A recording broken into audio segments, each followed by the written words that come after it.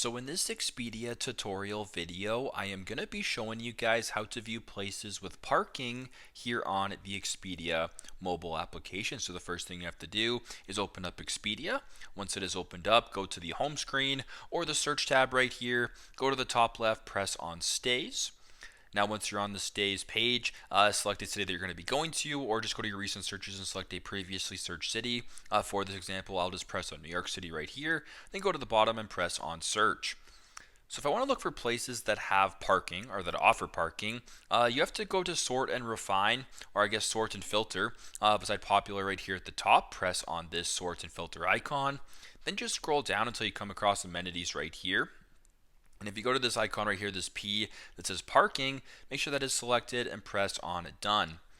So now what's going to be coming up here is places that offer parking. So if you're driving your own car or whatever, this would be great. But yeah, super simple, super straightforward. This is how to view places with parking here on Expedia. Thanks again for watching, and I hope this video helps.